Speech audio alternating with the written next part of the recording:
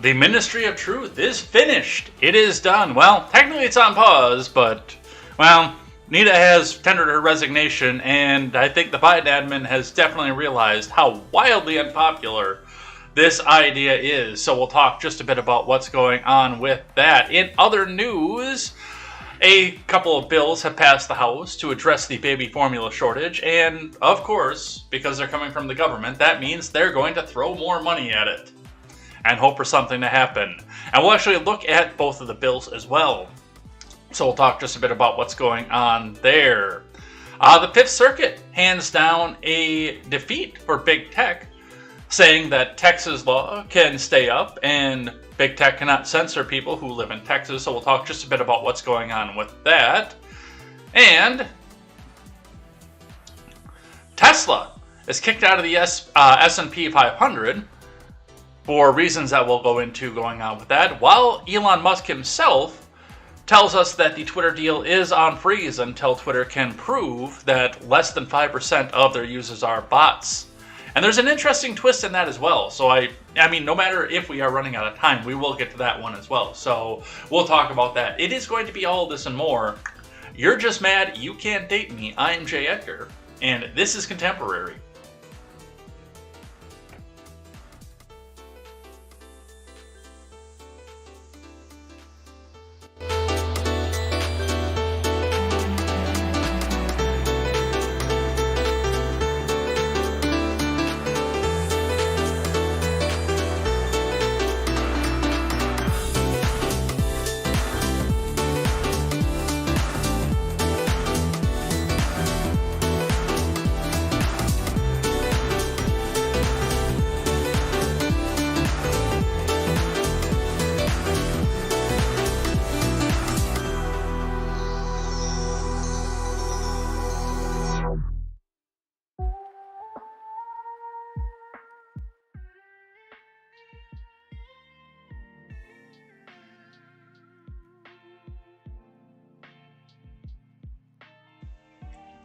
Good morning, Ed Heads. Welcome to Contemporary. My name is Jay Edgar, and we have got another ton of stuff to go over here today. Some of this is source material because, you know, you can sit back and have everybody report on it and say just exactly what it is that they want to say about these bills, but we'll actually always, whenever we can, bring the source material now.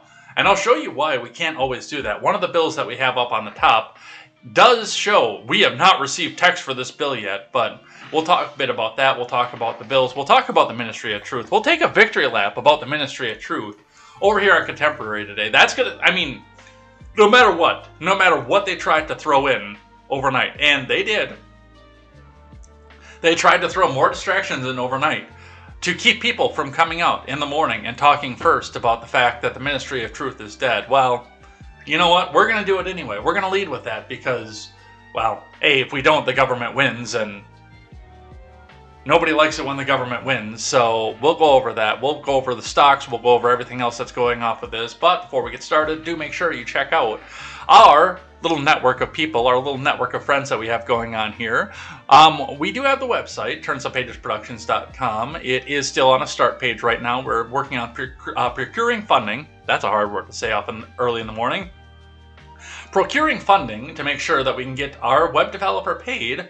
So we've got the Give, Send, Go out there, but do make sure before we get started to go check out the Daily Ignoramus, the Breakdown with Birkenhoff, the Already Conservative, and the Porch Boys, plus all the rest of our friends. Follow all of them on Twitter, Brit Salt, the Mad Ones, we like them over here. So go and check all of them out over on turnsuppagesproductions.com. And link for the Give, Send, Go.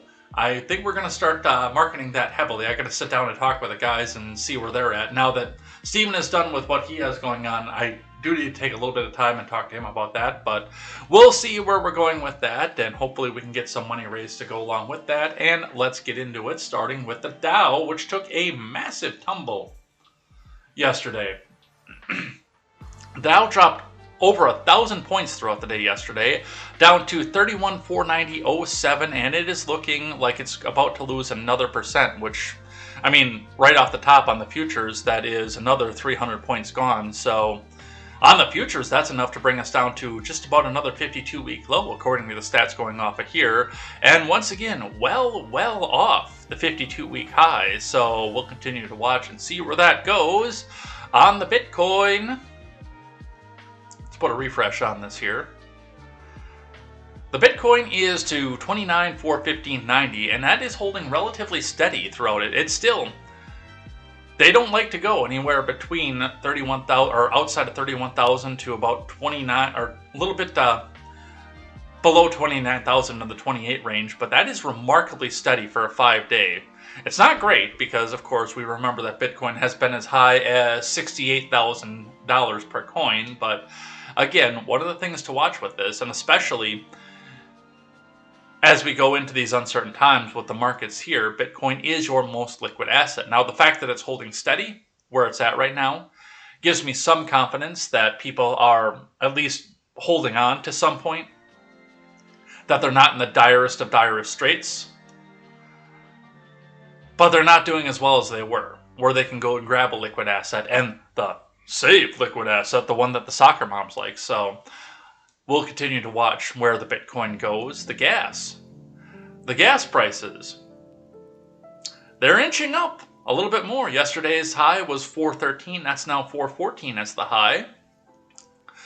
This is from the Madison area. Quick Trip and Sun Prairie is at 407. Woodman's in Sun Prairie is at 407. The other Quick Trip in Sun Prairie is at 407. So yeah, it looks like Sun Prairie all across the board is at 407. Why are there 3 Quick Trips in Sun Prairie? I didn't even realize that.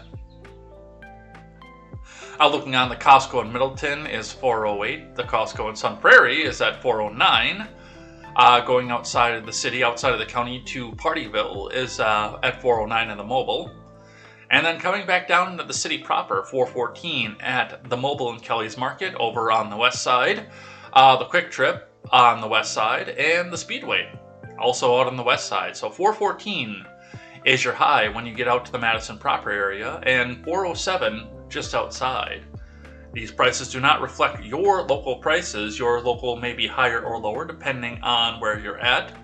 These are our local prices, but this is a good benchmark to see where yours are going as we sit and watch this every day. Let's grab one from IBD and see what it is that our friend Ed Carson has to say from Investors Business Daily. Dow futures fall after Target-led sell-off. Market rally has 90% chance of doing this. From Ed Carson.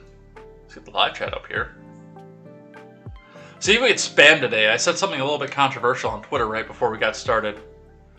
I'll see if all the people who simp for Midas Touch come in and spam us today. That'll be fun.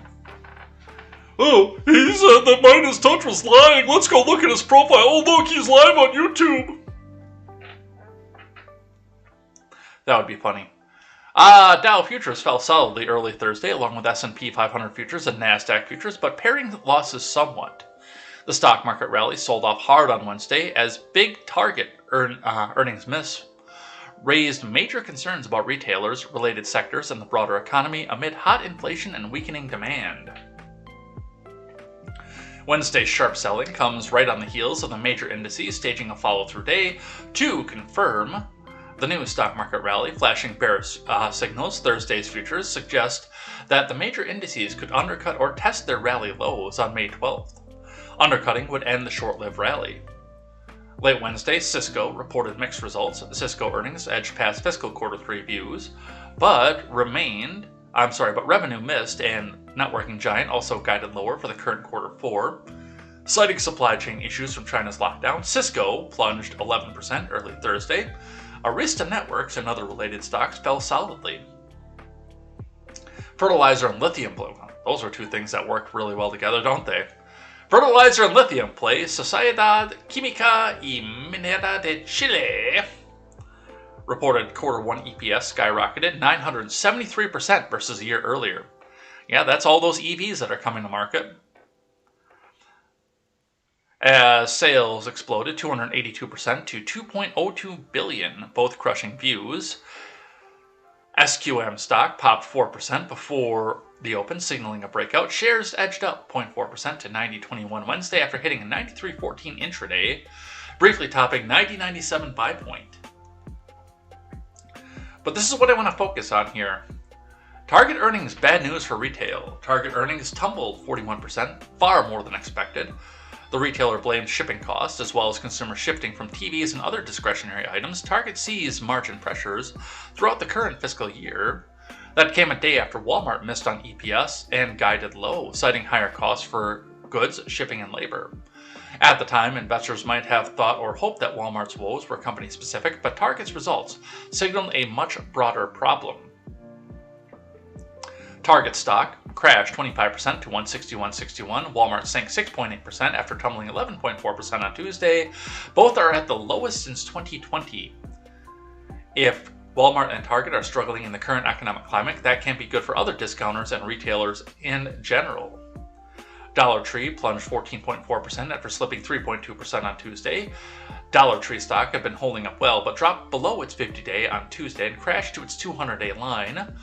Costco lost more than 12% after already round-tripping, breakout, and dropping below key moving averages. In recent weeks, both Dollar Tree and Costco stock report next week. Best Buy, which reports early Thursday, sank 10.5% to a 2-year low. This is important right here because this is going to be your indicator as to where the health goes.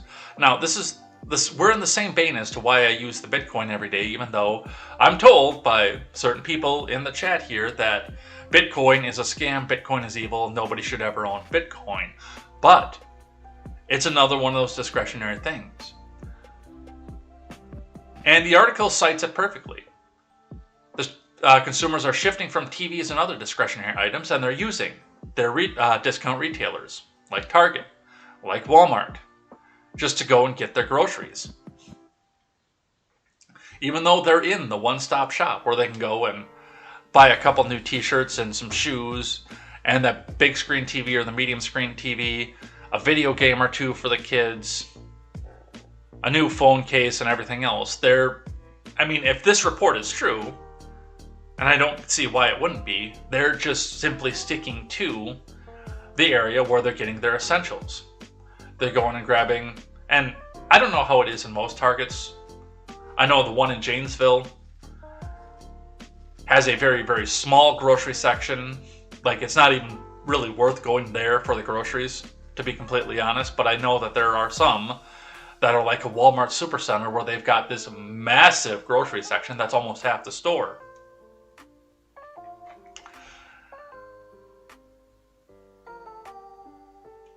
So it's something to sit back and watch, because if people don't have the discretionary money to go back out there, then this economic recovery that we keep getting sold is a farce.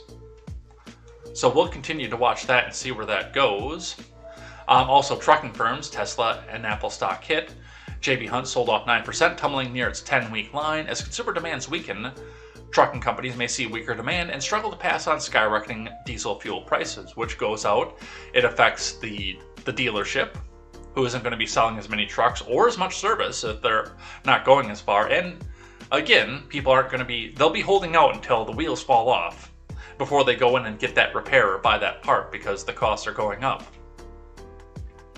Same with fuel. The demand offsets the fuel market a little bit, but not enough to make a difference. Apple stock tumbled 5.6% to 140.82, a 6-month closing low, as the target warning on consumer discretionary spending added fears to the Dow Jones Tech Titan. In the past several weeks, iPhone contract manufacturer Foxconn and Taiwan Semiconductor, which makes chips for Apple and many others, warned of weak smartphone demand. Apple stock is on track for an 8th straight weekly loss. Tesla tumbled 6.8% to 709.81, the lowest close since August. While weaker consumer discretionary in theory could hurt demand for Tesla's higher-priced electric vehicles, overall auto production is so low that supply is still the overriding factor. Tesla is still being pressured along with other highly valued growth names, along with Shanghai plant output issues and CEO Elon Musk's ongoing Twitter takeover saga. Twitter stock fell 3.8% to 36.85, a 2-month low and even further below Musk's $54.20 takeover price. Interesting side story to this, and I know we've got to get into the main news going on here, but an interesting side story to this. So, occasionally, while I'm doing work, while I'm prepping for the show, while I'm prepping out the document for KTZed Redemption at night, sometimes I'll sit on Twitch and watch There are a few creators over on Twitch that I enjoy watching. And one of them, I'm not going to give her a name because I'm going to say the state that she lives in. And I know that she's trying to be defensive about it. So I'm not going to say her name per se. But she's a California girl. She comes on stream and says, I'm not going to say where I am. I'm just going to say I'm generally in the U.S. But she was talking about dental one day and accidentally mentioned the fact that she was in California. If she hadn't mentioned that and I didn't know what state she was, and I'd actually named the channel, but this California streamer that I enjoy, she's playing Fallout New Vegas right now. I had mentioned, because they were talking about satellite internet, I had mentioned the fact that Elon went out and put he donated Starlink to Ukraine. Which, of course, the first thing is, no, the government paid him to put Starlink into Ukraine. Because Elon can't be charitable. It's a law of nature. Elon cannot be charitable. But then the entire chat went on a major diatribe, including the hostess, about how much they just hate Elon, including coming up with the hostess saying that she thought that buying a Tesla would be the pinnacle of knowing that you made it, but now she doesn't even want one because she thinks that they're bad cars because of the meme that Elon is. And I mean, all the leftoids are running out and telling you that, we never liked Tesla, it was always just a meme car. So that's what we see coming off of that. Alright, meanwhile, the U.S. National Highway Traffic Safety Administration is probing a Tesla Model S crash earlier this month that killed, possibly involving an autopilot. The NHTSA is probing dozens of autopilot-related accidents. Dude, stop using your autopilot. Seriously, we're not there on the technology. It's cool that they're trying, but we're not there yet.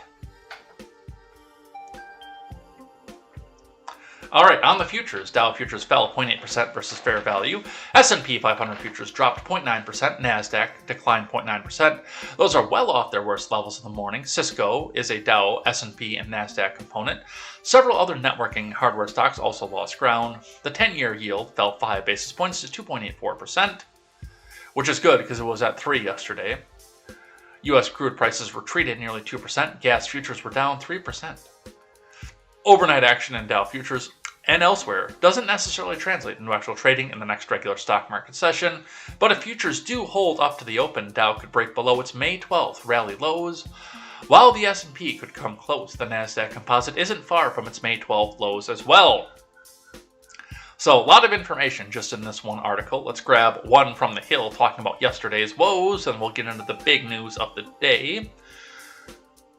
Dow plunges nearly 1,200 points in the worst day since March of 2020. Stocks plunged on Wednesday as deepening concerns about the economic impact of high inflation and rising interest rates drove the Dow to its worst day since March of 2020. The Dow closed with a loss of 1,161 points, dropping 3.6% Wednesday for its steepest one-day drop. Since the onset of the coronavirus pandemic, the S&P closed 4% lower, and the NASDAQ closed 4.7% lower on Wednesday. Wall Street experts pinned the steep Wednesday sell-off on disappointing first-quarter earnings. Target and other major retailers revealed earlier in the day, which traders saw a red flag for the economic outlook. The Charlie Brown shirt market continues, with big moves up and down, seemingly every day, said Ryan Dietrich, chief market strategist at LPL Financial. Worries over inflation and a hawkish Fed are nothing new, but add in worries over profit margins and the impact of inflation on the consumer, and you have a recipe for a big down day, Dietrich added. Target shares fell 25% Wednesday after the company reported earnings well below Wall Street analysts' expectations. The retail giant blamed high gas prices, soaring transportation costs, and rising employee compensation for its earnings shortfall following similarly disappointing earnings reports from Walmart and Amazon earlier this month. So there is a lot of turbulence in here. A lot of people don't know what's going on and don't know what's going to be going on from day to day. We will continue to watch this.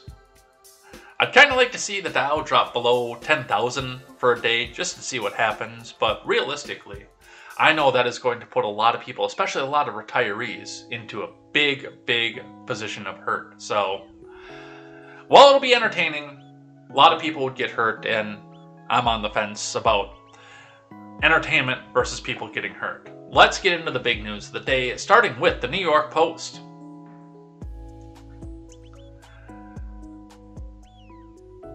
Biden puts disinfo, Mary Poppins on ice, scraps Orwellian DHS board from Theo Waite, Mark Longariello, and Sam Chamberlain. They couldn't handle the truth. The Biden admin has paused its controversial plans to create a disinformation board, causing its would-be leader to resign.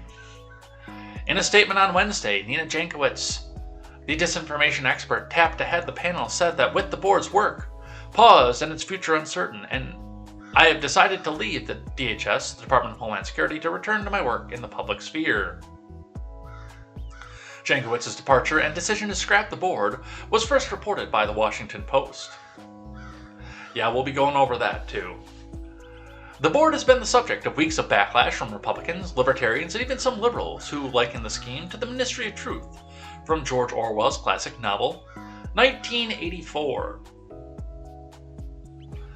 The Washington Post reported that DHS had decided to stop the board's work on Monday, and Jankowicz had drafted the resignation letter as of Tuesday morning. The outlet added that she had been given the option to stay in a call with DHS officials on Tuesday evening.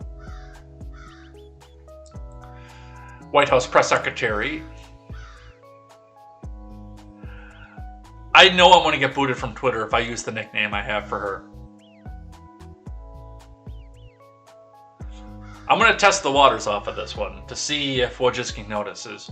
White House press secretary White House press secretary token diversity hire attempted to distance the West Wing from the disastrous initiative. Yeah, we'll be talking about that too. Insisting, we did not have involvement in this at all, when asked if top officials had ordered the halt. The Brandon admin had quietly announced the creation of the board last month, saying it was meant to fight the spread of disinformation spread by agents of Russia, China, and Iran that can affect border security, American safety during disasters, and public trust in our democratic institutions. Well, hell, there really shouldn't be any public trust in our democratic institutions. That should have gone out the window long ago. Amid the backlash, DHS insisted the board does not have any operational authority or capability and was meant to preserve rather than limit free speech. Oh, was it? Oh, was it? It was meant to preserve it.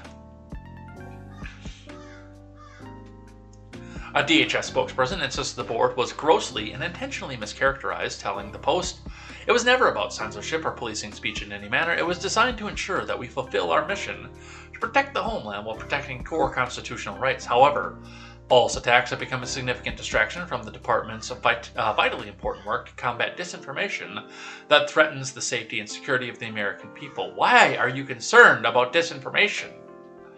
At the Department of Homeland Security, your concern should be whether or not Boris and Natasha are actually going to get moose and squirrel."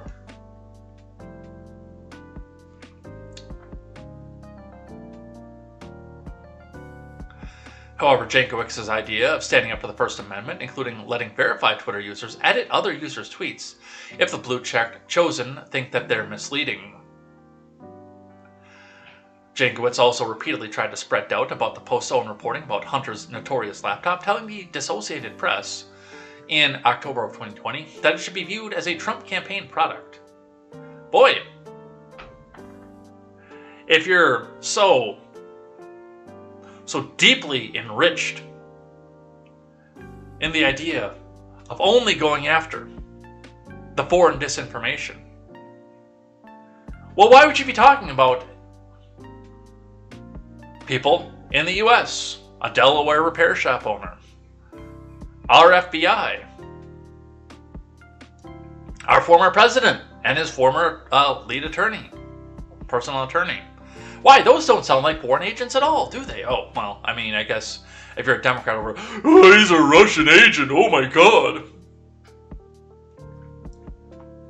In addition, Jankowicz pushed the since-debunked claim in 2016 that then-presidential candidate Trump had a tie to the Kremlin-linked Alpha Bank, an allegation at the center of an ongoing trial of a Clinton campaign lawyer accused by special counsel John Durham of lying to the FBI. The misinformation maven was also ripped for a bizarre TikTok performance from February of 2021, in which she altered the lyrics to the Mary Poppins song Supercalifragilisticexpialidocious to be about fake news.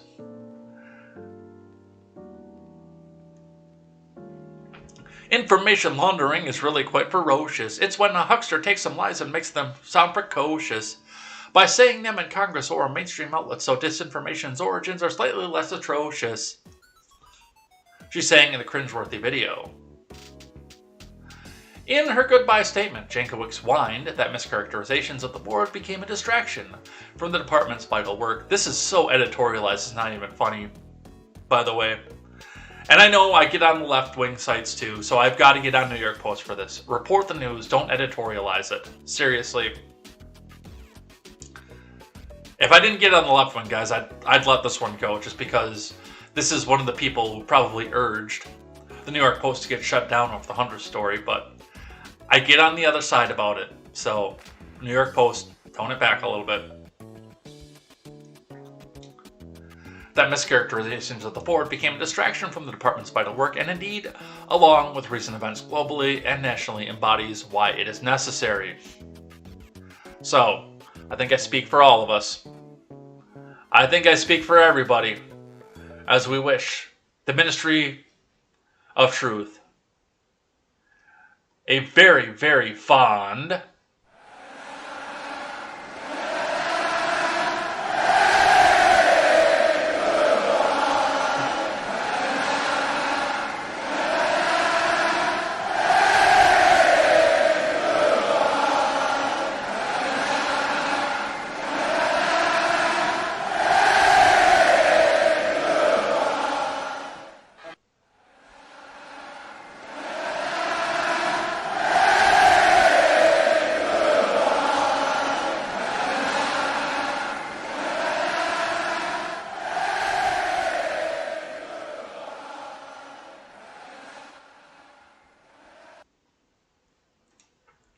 Now, I'm not going to be so naive to think that this is not going to come back under a different name.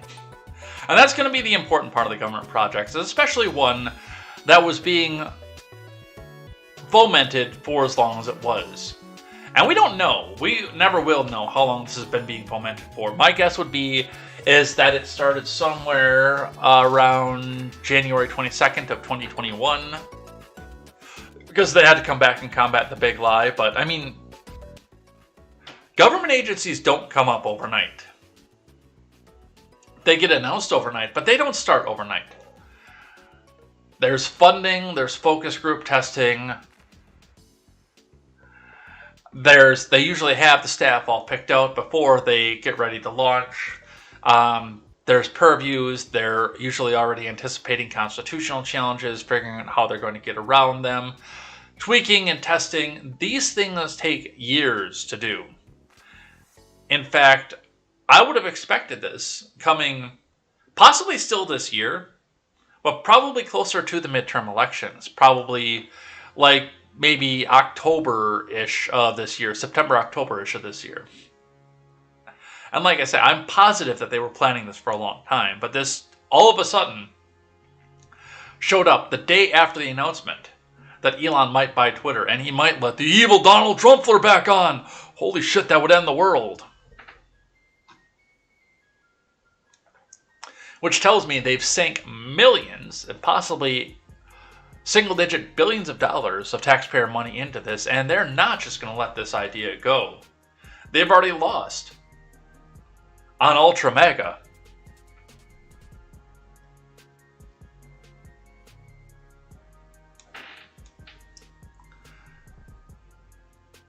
So I guarantee this comes back at some point. But yes, at this point, this is gone. Let's talk a little bit more about the specifics of it. I just want to keep taking a victory lap over this. From CNN, expert hired to run DHS's new created disinformation board resigns from Sean Lingas, Priscilla Alvarez, and Natasha Bertrand. The disinformation expert hired to run the Department of Homeland Security's newly created disinformation board has resigned after the department paused the board. Nina Jankowicz, the disinformation expert, with experience working with Ukraine and Russia issues, was tapped to helm the Disinformation Governance Board earlier this month. The interagency team was meant to coordinate department activities related to disinformation aimed at the U.S. population and infrastructure. But Jankowicz's appointment quickly drew condemnation from GOP lawmakers and right-wing media, who pointed to her past tweets and statements regarding the Hunter laptop and the Steele dossier. And Jankowicz told CNN on Wednesday that she resigned because the board's future was uncertain. We'll be talking about that in just a minute. I had hoped that we could be more transparent about how the board was going to operate and what it was going to do, she said, acknowledging that the new initiative should have been rolled out differently. For whatever reason, well, that's because they had to hurry the fuck out. I'll give you that. If you are trying to sell something stupid like this, it should have been rolled out differently. But you got in a hurry, and you got fucking sloppy.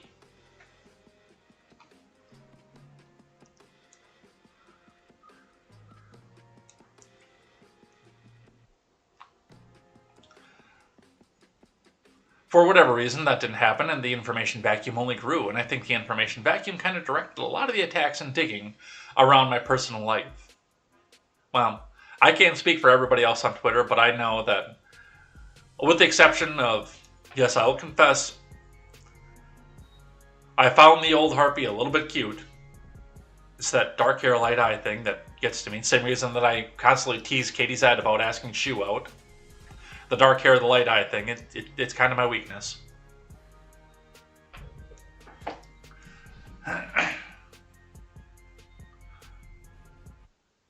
But I tried to keep the attacks away from Nina herself,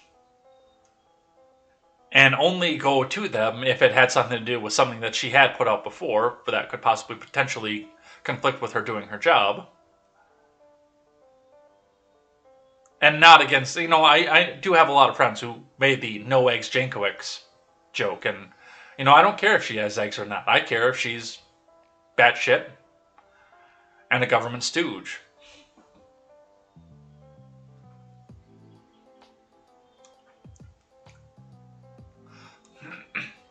Some attacks, she said, were vicious and targeted of her family, and DHS engaged its Federal Protective Service to monitor threats against her online. The Washington Post first reported on the suspension of the Disinformation Board and Jankowicz's resignation, which we're going to go into. That's a perfect transition right there. So let's go see what the Washington Post had to say, and you're going to be real surprised by this one. How the Biden admin let right-wing attacks derail its disinformation efforts by... I know you can see it on the screen. So I really shouldn't be able to come out and say any guesses, but by any guesses? That's right, Taylor Lorenz of Libs of TikTok fame.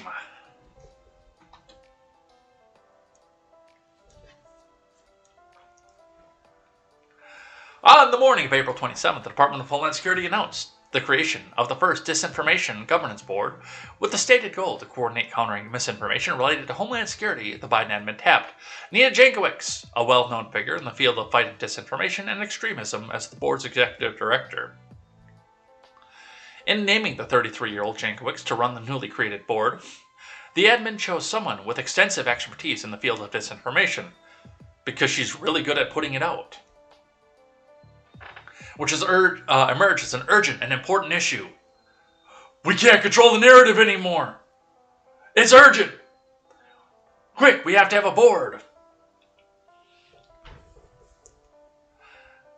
The author of the books How to Be a Woman Online and How to Lose the Information War. Shit, she's got books? I might, just for the fuck of it, see how bad they are. They'll probably actually no, they're probably full price right now because of her fame in Kindle. Her career also featured stints at multiple nonpartisan think tanks and nonprofits and included work that focused on strengthening democratic institutions within the small community of disinformation researchers. Her work was well regarded. But within hours of her appointment, Jankowicz was thrust in the spotlight by the very forces she dedicated her career to combating.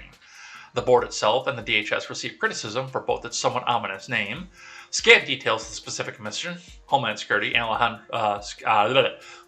Secretary Alejandro Mayorkas said it could have done a better job of communicating what it is and what it isn't.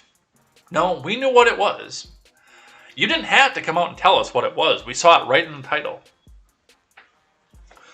Government Misinformation Board, the Ministry of Truth. But Jankowicz was on the receiving end of the harshest attacks, with her role mischaracterized as she became the primary target on the right-wing internet. She has been subject to an unrelenting barrage of harassment and abuse, while unchecked misrepresentations of her work continue to go viral.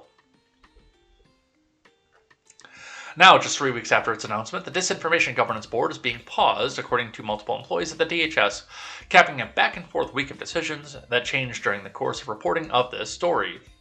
On Monday, DHS decided to shut down the board, according to multiple people with knowledge of the situation. By Tuesday, Jankowicz had drafted a resignation letter in response to the board's dissolution. But Tuesday night, Jankowicz had pulled into an argument call with the DHS officials who gave her the choice to stay on, even as the department's work was put on hold because of backlash it faced, according to multiple people with the knowledge of the call. Working with groups within the DHS focused on dis, and malinformation have been suspended. The board could still be shut down pending a review from Homeland Security Advisory Council. Jankowicz is evaluating her position within the department. So, skip down. Jankowicz's experience is a prime example of how the right-wing internet apparatus operates, where far-right influencers, that's us, even though most of us aren't right-wing, attempt to identify a target, present a narrative, and then repeat mischaracterizations across social media and websites with the aim of discrediting and attacking anyone who seeks to challenge them. It also shows what happens when institutions, when confronted with these attacks, don't respond effectively.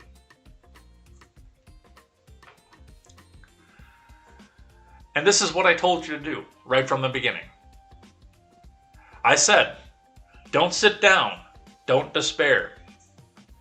Don't be like certain friends of mine who say, well, the certain religious group from the Levant have taken over, they've won, and we can't do anything about it, and they're going to fix this for the rest of time. Don't get angry. Don't get mean. Don't get violent.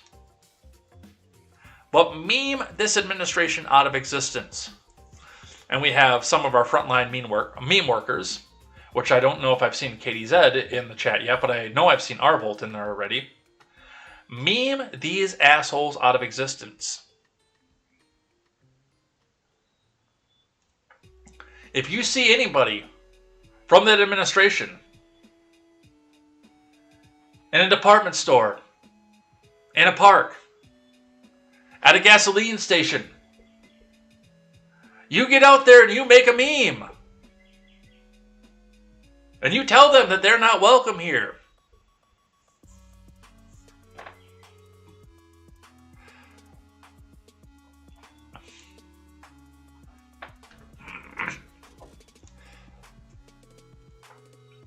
Those familiar with the board's inner workings, including DHS employees and Capitol Hill staffers, along with experts on disinformation, say Jankowicz is set up to fail, or was set up to fail by an admin that was unsure of its messaging and unprepared to counteract a coordinated online campaign against her.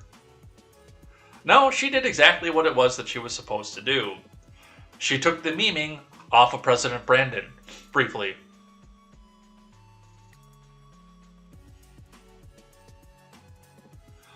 So, thank you Taylor Lorenz for that completely pointless article to go and blame the right wing. It's the right wing, not the overbearing government that wants to come back down and crack down on all of us the way that it does.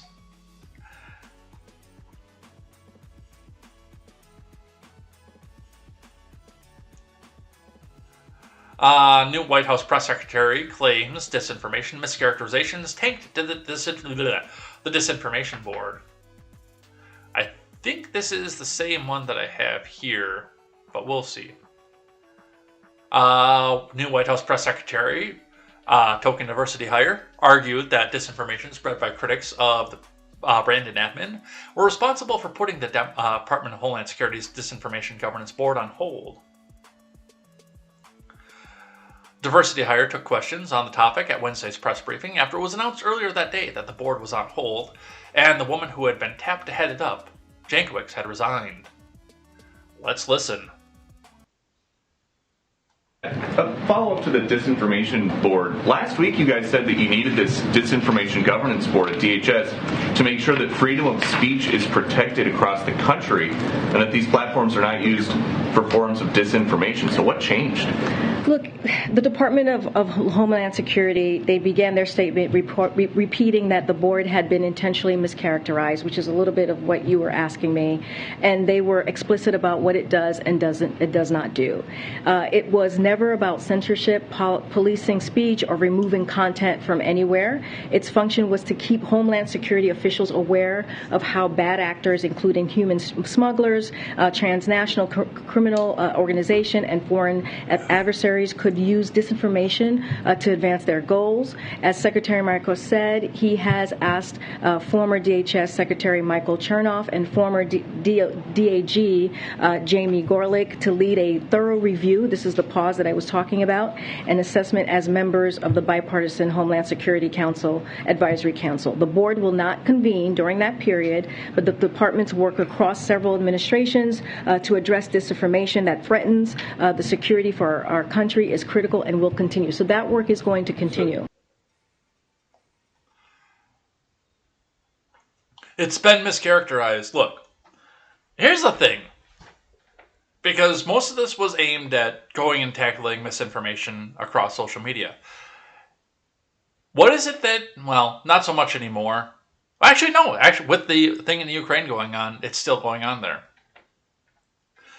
If you, perchance, tend to question the left-wing narrative, like, I don't know, we need to throw money at the FDA to make sure that baby formula can get out to people. If you were to go back and question that narrative even a little bit, what is it that you get called? A Russian bot, a Putin stooge. And if you're accused of being a Russian on Twitter, on a board that's convened together, because, they're coming out and saying this was never supposed to affect U.S. citizens. If you're called a Russian bot on Twitter, and a board like this exists that is supposed to tackle foreign threats, whose crosshairs are you in? Immediately. You guys know the answer to that. Just want to see if this is the same clip. I think this is a shorter version. You think the board was mischaracterized, then the disinformation board is being shut down because of disinformation? Is that what's happening here? Look, I mean, the board was put forth for a purpose, right? To make sure that we really did address what was happening across the country when it came to disinformation. And it's okay to wait now, 75 days. It's just going. It's going to pause. There's been a mischaracterizations from outside forces, and so now what we're going to do is we're going to pause it, and we're going to do an assessment. But the work doesn't stop. We're still going to continue the work. The DHS is still going to continue the work. Okay. You think the I still think that's funny. The disinformation board is being shut down for disinformation. Now, this is an op-ed, so this is not green check verified, but the National Review does bring up a very good point, and I wanted to bring this down to the floor just to remind you of what government usually does and why there might actually have been something else going on behind this. So, something we'll probably never know. The National Review raises the question, since when does the Biden team quit in the face of conservative criticism? Because they're right, they usually don't. From Jim Garrity. A better editor would have looked at Taylor Lorenz's story this morning, contending the Department of Homeland Security shut down the Disinformation Governance Board because of intense criticism from the right-wing internet apparatus, and told the reporter, "No, that's not the story. Keep digging until you find an explanation that makes sense, checks out, and is less self-serving to those involved." Lorenz's story asserts that working groups within the DHS focused on mis, dis, and malinformation have been suspended, and Executive Director Jankowicz resigned simply because of allegedly false things that said about the board by conservatives. Lorenz never specifies what part of Jankowicz's work was misrepresented. She asserts that within the small community of disinformation researchers, her work was well regarded, but the opposite is true. No conservative critic had to fake the video of Jankowicz appearing deranged while singing a parody of Mary Poppins' song. As much as I would love to believe that conservative voices on the internet have an awesome and far-reaching power that makes cabinet secretaries quake in their boots, that is not the way the world has ever worked. Jim, I'm going to push back on you. I am going to push back on you because the entire existence of this board entirely was the product of conservative voices having the power to make cabinet secretaries and the government itself quake in their boots. That is literally the reason that this board existed for its brief time. That's not the way the world's ever worked. That is not the way the world works now. And that's not the way the world will likely ever work. Federal agencies don't shut down projects just because they've gotten a lot of critical coverage in the media, particularly conservative media. If intense criticism from the internet could get a federal agency to stop doing something, very few federal agencies would ever do anything.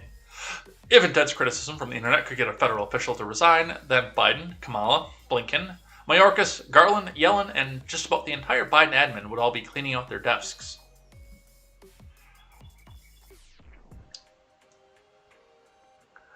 See, I like the question that Garrity posed, but he is quickly proving in this that he has no idea what's going on. The existence of this board, like I said, was a direct product of Kamala, Biden, Blinken, Mayorkas, Garland taking intense criticism from their opponents. That was the entire purpose for this. And again, if it comes down to it, they're going to go back and find another solution and throw a bunch more money at it. I'm sorry, Jim, but you're wrong on this one. But still, coming up to the top, we still pose up the question, since when does the Biden team quit in the face of conservative criticism? No, there is something else going on with this. But we'll continue to see where it goes. Let's grab one from Fox, talking a bit about what's going to start happening on the local level, which I think we could start seeing some of this pop up as well. Governor Hochul orders New York State Police to create a new unit to fight hate speech online. From Emma Colton. Which that actually does make a little bit of sense, because it's about to get shut down at the government level, at the federal level. So hey, let's start doing it at the state level, and while we're doing so, let's do it in a friendly state that isn't going to tell us no when we try to do something that directly contradicts freedom. From Emma Colton. Kathy Hochul announced a plan to combat domestic terrorism and investigate violent extremism following the mass shooting at a grocery store in Buffalo over the weekend. She tweets, "New, we're proposing a comprehensive plan to combat domestic terrorism, strengthen the state gun laws," which are already violated in this situation, so yeah, go strengthen some more, and investigate social media platforms promoting violent extremism. In the wake of the racist act of terror in Buffalo, New York will lead the charge to confront this epidemic head on. So, once again, as I said, the day this came out, the day this happened, I said, oh, what a shock. Somebody went out using the gun that the federal government's trying to ban. And magazines that the state government has already banned, that the federal government's also trying to ban. Claiming that he was radicalized by a website the government's trying to ban.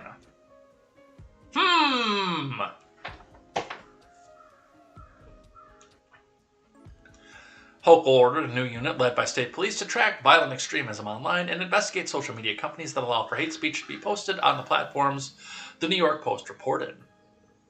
The announcement Wednesday includes an executive order requiring the state police to seize weapons under the state's red flag law from people determined to be a threat to themselves or others. So if you live in New York and you've ever posted on 4chan, get ready for that door to get kicked in and your dog to be shot.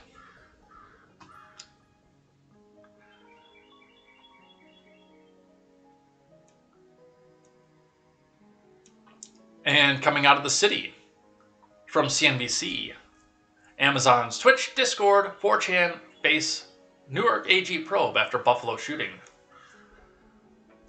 From Lauren Feiner.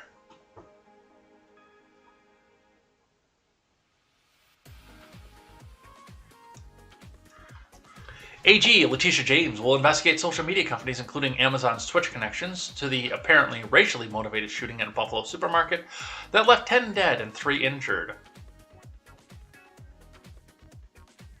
I'm going to back up just a little bit here. So, I'm starting to notice something else here.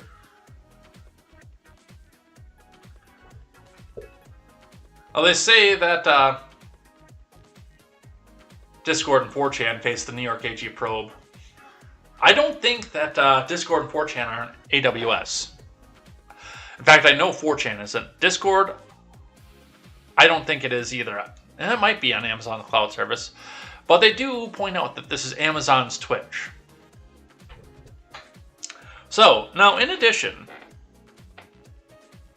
do you remember last week, and we didn't report on it because as much as I was happy about it, I didn't really, at the time, think about how much the effect another big billionaire speaking out against the government would be. I mean, we were already talking about the Elon saga. I didn't think about this at the time, but this just dawned on me right now as I was reading this. Late last week, Bezos started talking a lot about how much he didn't like the Biden admin. How much he, in fact, hated what it was that they were doing, and how detrimental they were to business. Bezos owns Twitch, which to those of you who are watching over on the Twitch side, thank you once again, because as long as you watch the commercial, you're helping this guy out. And hey, if you got the bits or got that Amazon Prime subscription, think of your boy here. I think that'd be really cool if you did. But where did he stream his violent attack? After Bezos decided to speak out against the Biden admin. This just dawned on me right now. He streamed it on Twitch and got shut down on Twitch. Which means that Twitch is now in focus. Using the gun that the government is trying to, or the style of gun the government's trying to ban, saying he was radicalized on the website the government's trying to ban.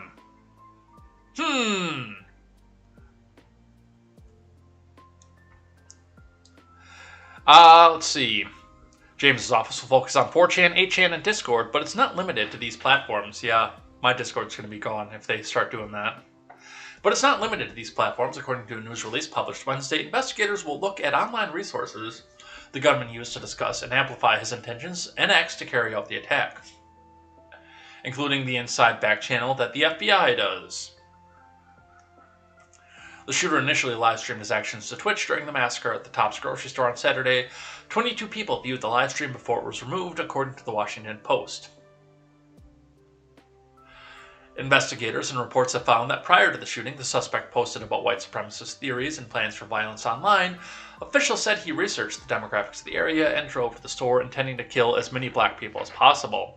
So does that mean possibly that Google is going to be on the hook for this? Because I bet you used Google to go look this up. If this got carried out the way that they say it did, of course. The fact that an individual can post detailed plans to commit such an act of hate without consequence and then stream it for the world to see is bone-chilling and unfathomable, James said in a statement. As we continue to mourn and honor the lives that were stolen, we're taking serious action to investigate these companies for their role in this attack. Time and time again, we have seen the real-world devastation that is born of these dangerous and hateful platforms, and we're doing everything in our power to shine a spotlight on this alarming behavior and take action to ensure it never happens again. Are we going to look at Facebook?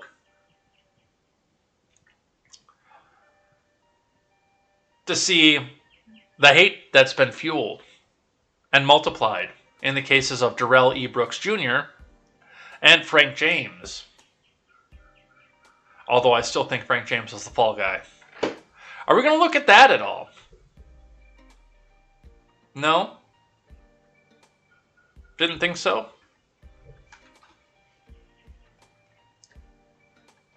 Interesting. By the way, join the Gilded. If you're in the Discord, if you enjoy the Discord topics and chats and stuff that we do on any of them, join the Gilded. Because there's a good chance that my Discord is going away at some point. Alright, let's shift topics here.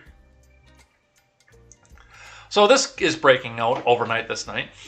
182 Republicans vote against $28 million for baby formula shortage. Nice. Vague title. You know, you don't actually know what's going on. It's like, oh, they're just going to throw $28 million and it's going to fix everything. is what somebody like Asen probably believes. And it's like, oh, those evil Republicans.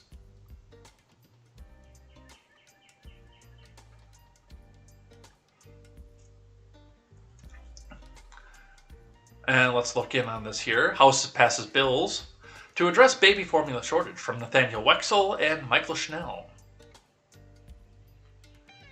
The House on Wednesday passed 2 bills aimed at addressing the nationwide shortage of infant formula.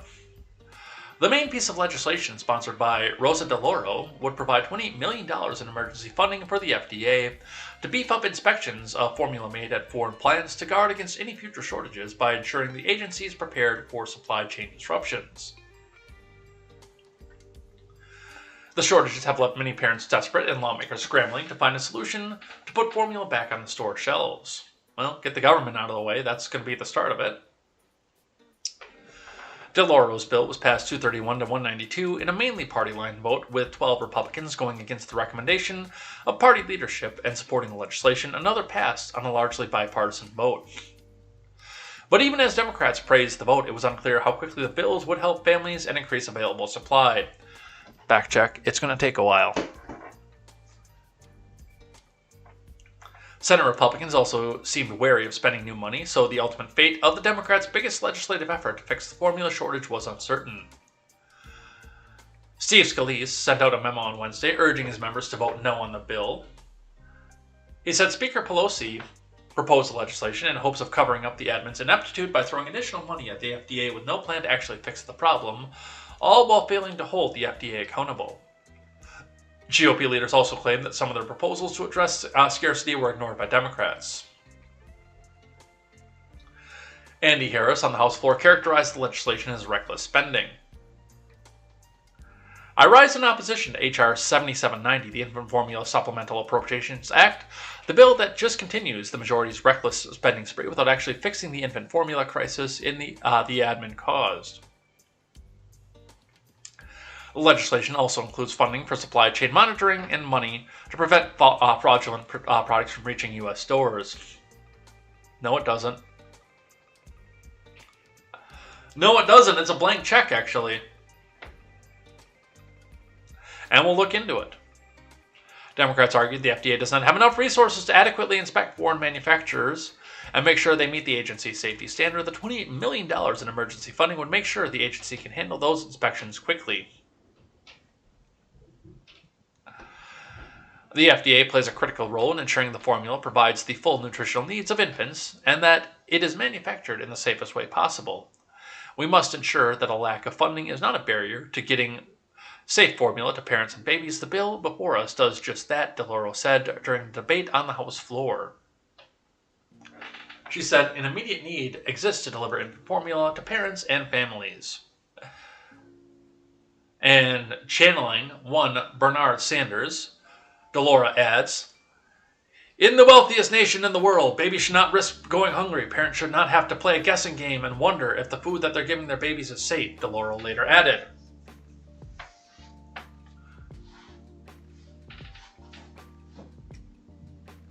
The other piece of legislation would permanently loosen the restrictions on the types of formula that can be purchased by people in the federal low-income assistance program for women, children, and infants. That bill passed with bipartisan support in a 414-9 vote, with all nays coming from the GOP.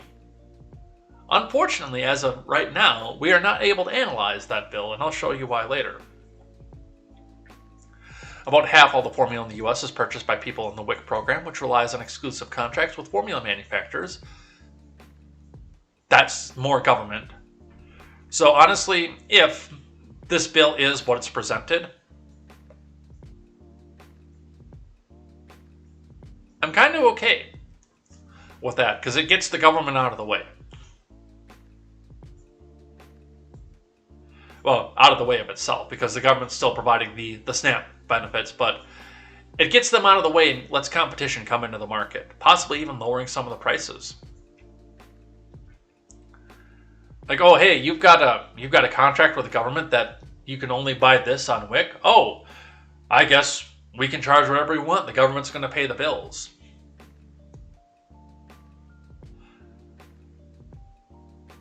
So again, I'm not really a fan of having the government come in and do stuff, but if this is introducing competition in the market, I'll accept it begrudgingly. If that's how it's presented, of course, we'll see again when we look into the bill that we have no idea what's in this bill. So that is what we see off of what they're trying to sell us. From Insider, here are the 9 Republicans, because they've got to dox everybody, by the way. Here are the 9 Republicans who voted against the bill to help poor families buy baby formula amid the ongoing shortage. And I'm going to tell you right now, we're not going to do this shit. We're not going to play their game. We're not going to say, oh, let's dock these people and go protest their office.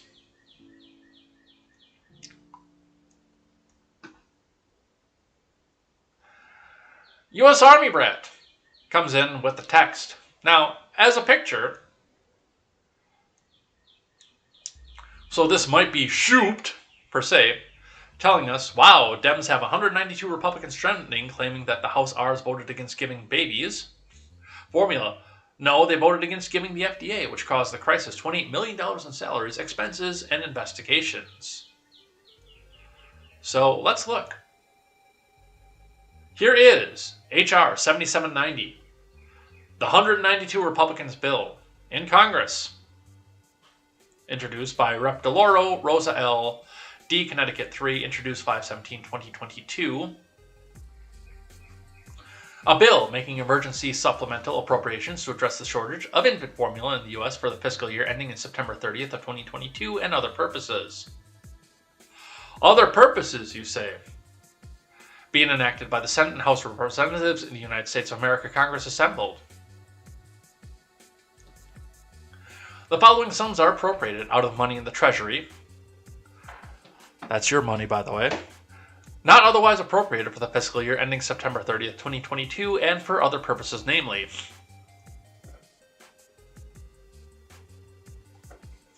And here it is. For the additional amount for salaries and expenses, $28 million to remain available until September 30th, 2023, shall be available to address the current shortage of FDA-regulated infant formula and certain medical foods in the U.S. and prevent future shortages, including such steps as may be necessary to prevent fraudulent products from entering the U.S. market, provided that the Commissioner of the FDA shall report to the Committees on Appropriations of the House Representatives and the Senate on a weekly basis on obligations of funding under this heading of this act to address the shortage of infant formula and certain medical foods in the United States. Provided further that such amount is designated by the Congress as being for emergency requirement pursuant to Section 4001A1 and Section 4001B of Resolution 14, 117th Congress, the concurrent resolution on the federal budget for fiscal year 2022. General provisions. Each amount appropriated or made available by this act, in addition to amounts otherwise appropriated for the fiscal year involved, unless otherwise provided for this act, the additional amounts appropriated by this act, appropriations accounts shall be available under the authorities and conditions applicable to such appropriations accounts for fiscal year 2022. This act may be cited as the Infant Formula Supplemental Appropriations Act of 2022. Well, that's funny, because the Hill told me that they have a specified purpose in the bill for what this money is to be used for.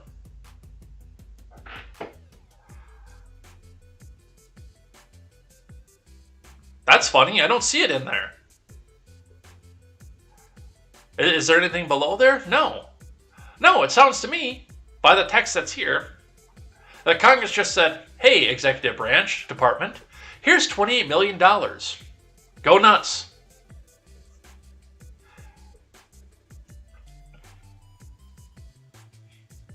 Have fun!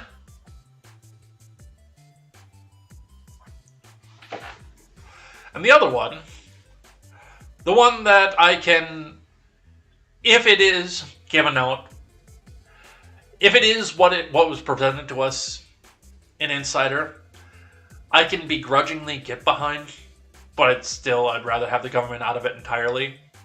If it does, in fact, introduce competition in the market and let other formula providers get into the SNAP program and fight with each other to see who can be the best formula. If it does that, if it actually does that, like, okay, best of a bad situation. But see, we can't critique that one because text H.R. 7791, 117th Congress. As of 5/19/2022, text has not been received for H.R. 7791 to amend the Children's Nutrition Act of 1966 to establish waiver authority to address certain emergencies, disasters, and supply chain disruptions, and for other purposes. We have no idea what's in this one.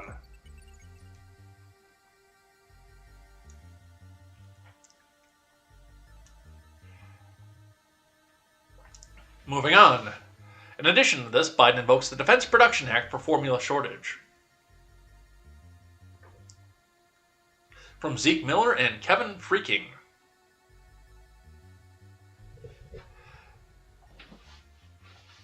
President Biden on Wednesday invoked the Defense Production Act to speed production of infant formula and authorize flights to import supply from overseas as he faces mounting political pressure over a domestic shortage caused by the safety-related closure of the country's largest formula manufacturing plant. The Defense Production Act order requires suppliers of formula manufacturers to fulfill orders from those companies before other customers. In an effort to eliminate production bottlenecks, Biden is also authorizing the Defense Department to use commercial aircraft to fly formula supplies that meet federal standards from overseas to the U.S. in what the White House is calling Operation Fly Formula. Supplies of baby formula across the country have been severely curtailed in recent weeks after a February recall by Abbott exacerbated ongoing supply chain disruptions among formula makers, leaving fewer options on store shelves and increasingly anxious parents struggling to find nutrition for their children. I know parents across the country are worried about finding enough formula to feed their babies, Biden said in a video statement released by the White House. As a parent and a grandparent, I know just how stressful that is. The announcement comes 2 days after the FDA said it was streamlining its review process to make it easier for foreign manufacturers to begin shipping more formula into the U.S. By the way, also thus increasing the trade deficit, but I mean, we're not going to talk about that right now. In a letter Wednesday to the Department of Health and Human Services and the Department of Agriculture, Biden directed the agencies to work with the Pentagon to identify overseas supply of formula that meet U.S. standards over the next week so the chartered Defense Department flights can swiftly fly to the U.S. Imports of baby formula will serve as a bridge to this ramped-up production, Biden wrote. So, this one I'm actually curious to see how it turns out. From experience, I see that whenever this administration does something by the executive pen, it blows up in their faces. I hate the fact that it has to come down to babies to figure out how this is going to blow up in their faces, but, you know, I'm going to get some popcorn. I'm going to watch this one. We'll see what happens. But in the midst of it, and remember, this baby formula shortage has been going on for quite some time. We're just now hearing about it because we just got done screaming at each other over whether or not we can murder our infants in the womb. Fox 5 News, out of Baltimore, city council members aim to make Baltimore sanctuary for abortion services. From Tim Swift.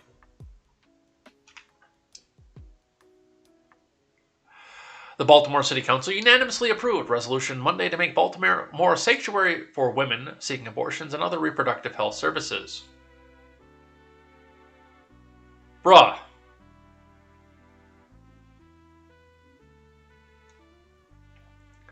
The draft said specifically that this is about going to the states.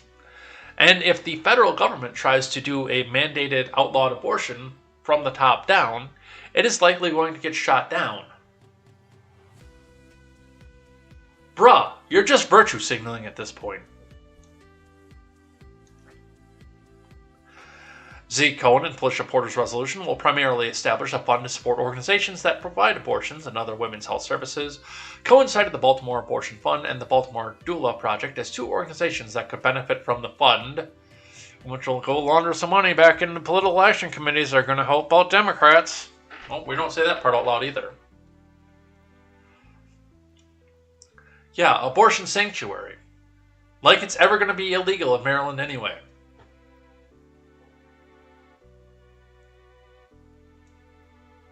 But hey, there they go. Some more financial news to this. Mark Cuban supports Biden's proposal to forgive $10,000 in student debt per borrower as long as ridiculous tuition fees are addressed alongside it. We don't want this being a perennial problem. No, see, Mark, you don't understand how economics work. When the government pays the bills, the institution can charge whatever the fuck they want. You seem to forget that part. From Jason Lalji and Ayelet Sheffy.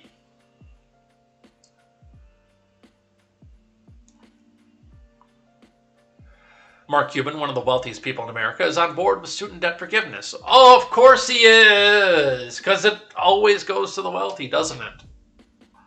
At least partial student debt forgiveness, Cuban told Insider, in addition to saying that the community colleges should be free. The billionaire entrepreneur, TV personality, and owner of the Dallas Mavericks came out in favor of President Biden's proposal to cancel $10,000 in the student debt per borrower. Well, here's an idea. Why don't you take all that money you have and go invest it in programs to make community colleges free?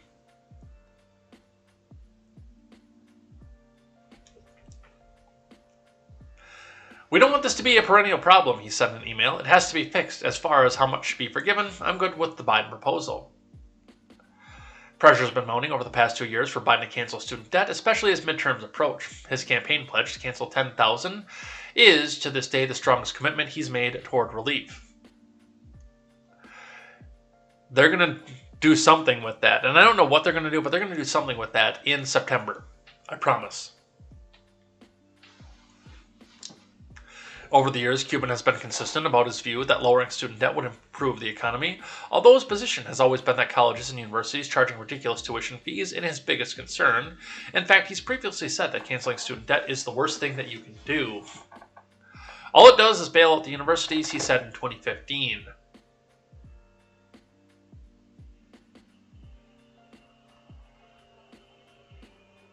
Honkity honk, honk, honk, honk, honk.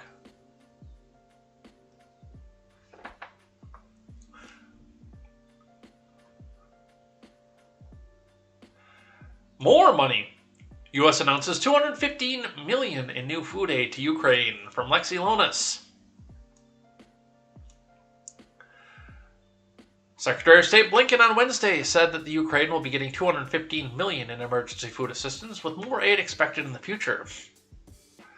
During a UN meeting on global food security, Blinken noted the greatest global food security crisis of our time caused by factors such as the pandemic and climate, adding that the war in Ukraine has exacerbated the issue. Today, given the urgency of the crisis, we're announcing another $215 million in emergency food assistance, and we'll do much, much more, Blinken said. We expect our Congress to very soon have approximately $5.5 billion in additional funding for the humanitarian assistance and food security, he added. The $5 billion comes from the $40 billion Ukraine aid that passed the House last week. There you go. Throw a little bit more money at the problem.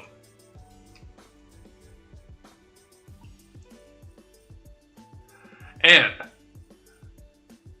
with the forgiveness that's going to get paid out of taxpayer dollars, with more money going to the Ukraine, with more money going to the FDA,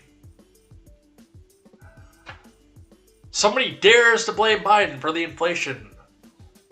From the Daily Wire, The View circles the wagons when Republican guest host dares to blame Biden for inflation. From Virginia Kruta.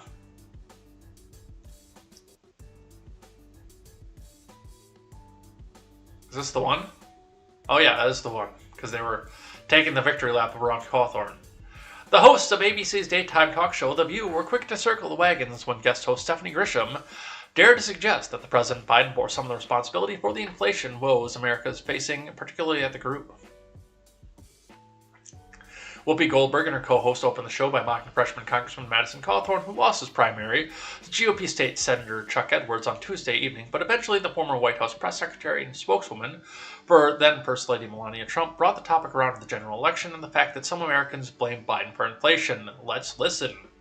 Yesterday's GOP primaries were a mixed bag for candidates backed by you-know-who. In Pennsylvania, Dr. Oz is still neck and neck with Dave McCormick. Election denier Doug Mastriano will still be state's GOP candidate for governor. And Madison Cawthorn was defeated in North Carolina, but still pledged his loyalty.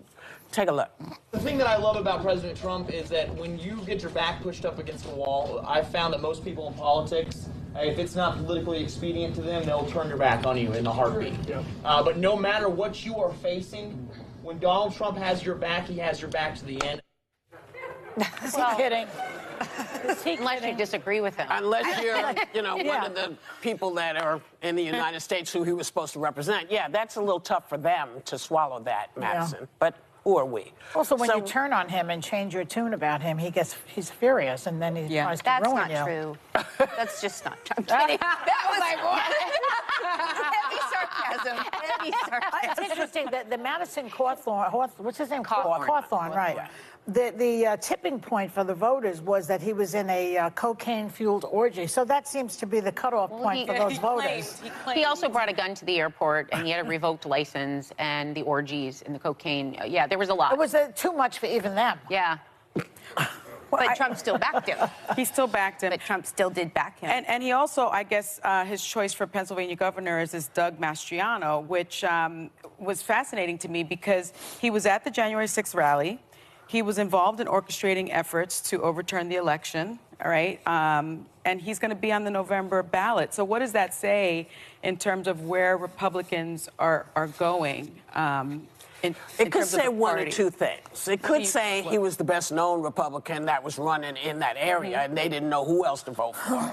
Or it could say, let's vote for him, and we'll see what we can do when we get in there. I truly believe people have a cutoff point. We may not know what everybody's cutoff point is, but I think people are starting to say, listen, can you just do something for the state? Can you just do something for the state? This guy hasn't really done that, but I don't know who he was up against, so I don't know. Well, the Democratic candidate, the front runner's name is Josh Shapiro, and he's been sending out mailers boosting Mastriani because he sees him as an... Georgia, it's the first time when we watched, I think in our lifetimes, where we did not see a peaceful transfer of power. Witness is very difficult in her party, and they were the deciding factor. Now, but come on.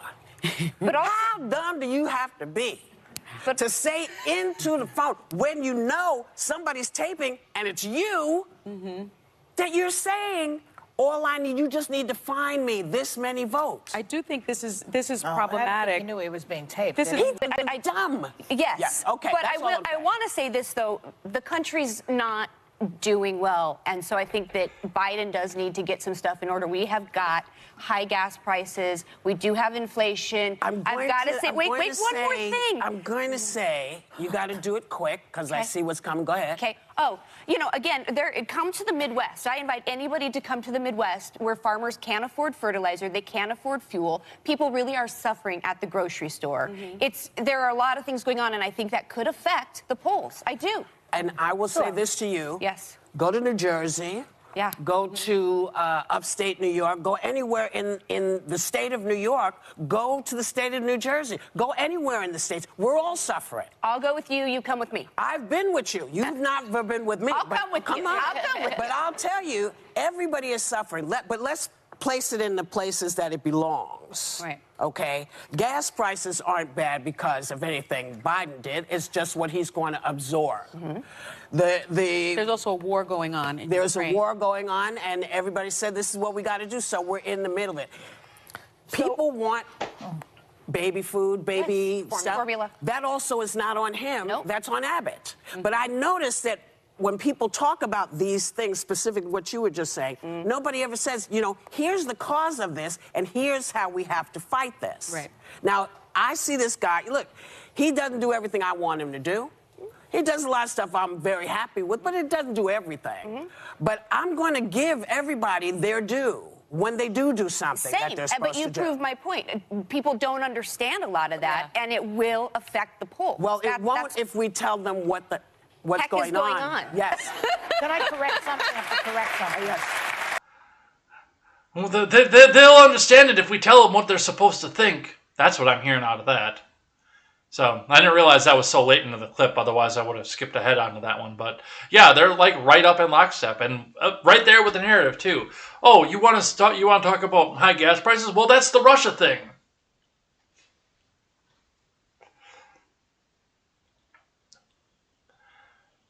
All right, but that's what we see off of that.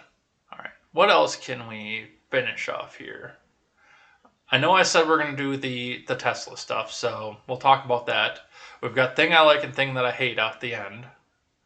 Let's look at this Fifth Circuit thing. So this is the latest freakout that's coming up here.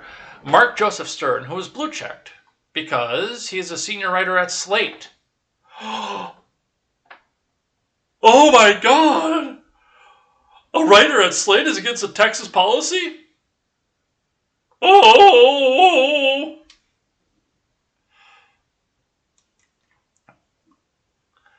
The Fifth Circuit just reinstated Texas Republicans' ridiculous law prohibiting social media companies from censoring their users based on viewpoint and subjecting these companies' own speech to intrusive ongoing government regulation. This is nuts. The decision from the Fifth Circuit. California 5 has stayed the district court's preliminary injunction in the net choice case, i.e. reviving, for now, Texas's strange anti-bias law, HB 20. The panel is not unanimous, we're told, but not who dissents. I think I can guess, but who knows?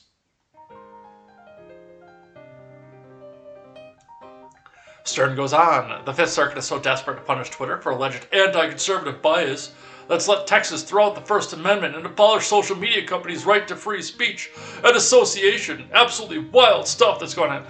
How many times fucking retards like this are right out ready to say, oh, the First Amendment is so sacred when they're doing the things that I want. It's a First Amendment violation when the evil Republicans won't let a social media company ban a person. It's constant. It's constant. It's constant. It's constant.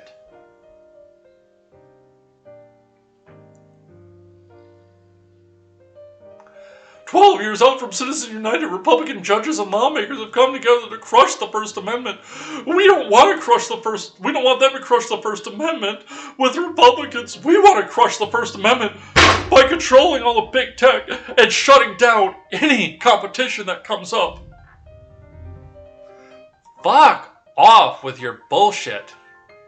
It's kind of like when people come into a live chat expecting to be catered to almost immediately and try to derail a talk show where somebody's out actually reading the news and make it all about the topics that they want to talk about.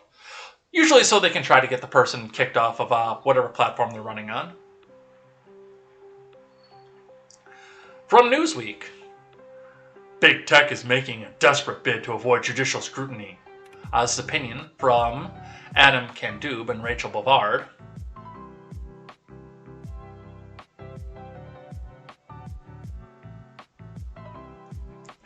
Last year, Texas passed HB 20, a law that prohibits major internet platforms from discriminating against users on the basis of their viewpoints or beliefs.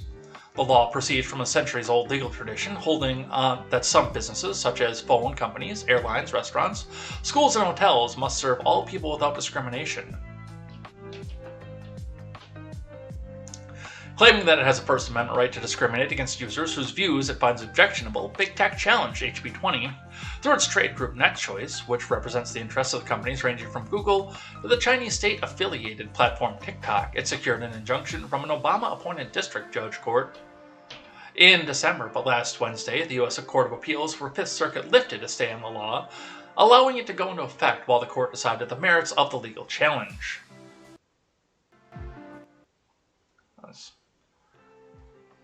drop that just a little bit.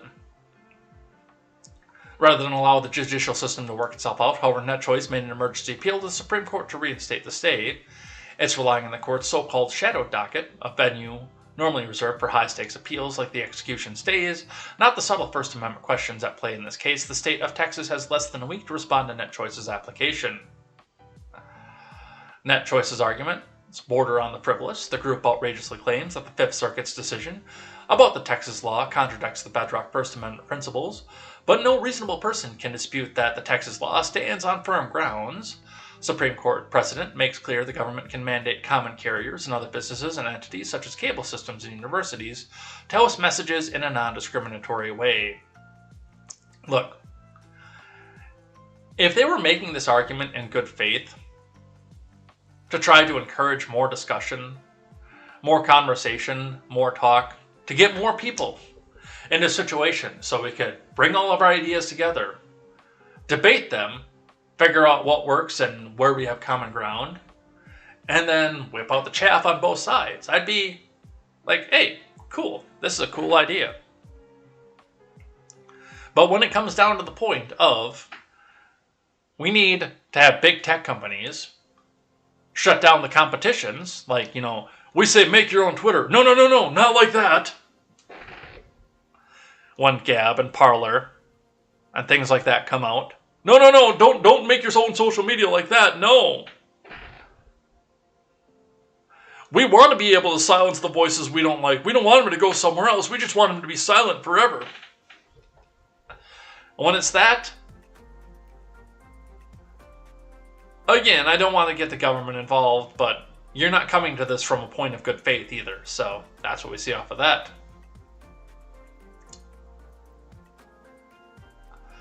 One on the SEC for this as well. SEC in-house judges violate right to jury trial. Appeals court rules. From Jody Godoy. The Securities and Exchange Commission's in-house judges violate the U.S. Constitution by denying fraud defendants their right to a jury trial and acting without necessary guidance from Congress. The Fifth Circuit Court of Appeals ruled on Wednesday. The court ruled 2-1 in favor of a hedge fund manager, George Jarchese Jr., an investment advisor, Patriot 28, LLC, overturning an SEC administrative law judge's determination that they committed securities fraud. The spokesperson for the SEC and counsel for the petitioners did not immediately respond to our request for comment on Wednesday. The Dodd-Frank Act, which Congress passed after the 2008 financial crisis, expanded the SEC's ability to seek penalties in its administrative proceedings. In the ruling Wednesday, the majority said that because seeking penalties is akin to debt collection, which is a private right, the defendants were entitled to a jury trial. The SEC had argued that it was acting to protect investors and enforce public rights found in the securities laws. The majority also found that SEC judges, known as admin law judges, lack authority under the Constitution because Congress did not provide guidance on whether the SEC should bring cases in-house instead of in a court. Yeah, that's probably one of the most fundamental foundations of our entire legal and judicial system, is the right to a jury trial. The government can't just crack down on you. You have the right to be tried by a jury of your peers. If you waive that right and do something stupid like take a plea deal, that's between you, your lawyer, and the state. But they can't deny you a jury trial. They can't deny you the chance to make your case in front of a jury of your peers. So yeah, that was absolutely the right decision.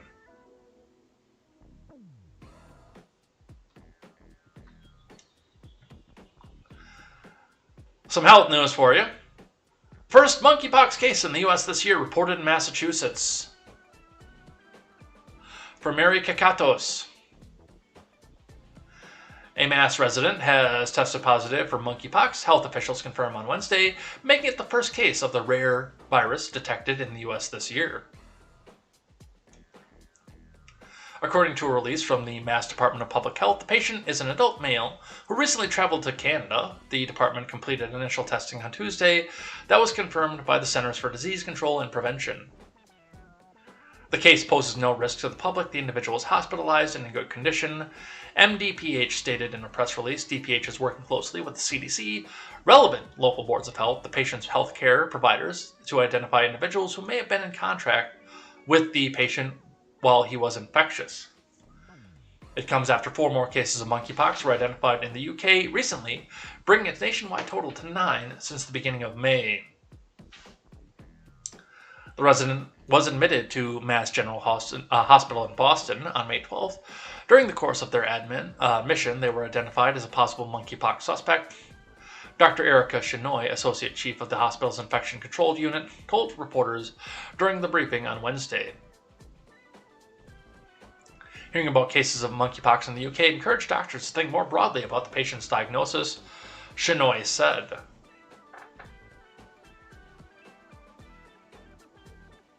Hospital officials said they're unaware of any cases in Canada at this time and do not know where the resident may have contracted the disease. Well, that's interesting. I don't know if this is going to be a big thing. This is... I mean...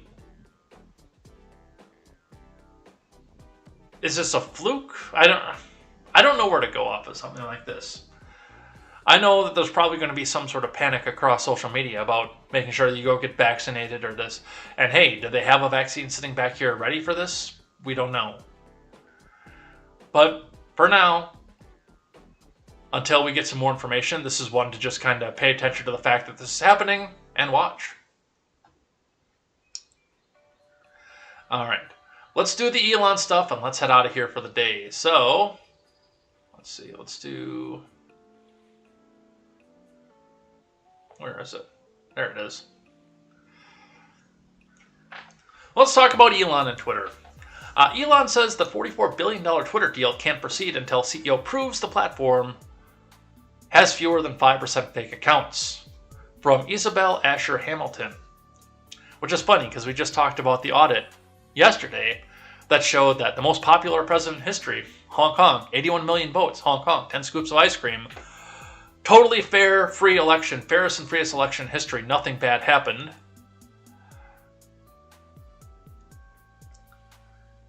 That almost half of his followers are fake.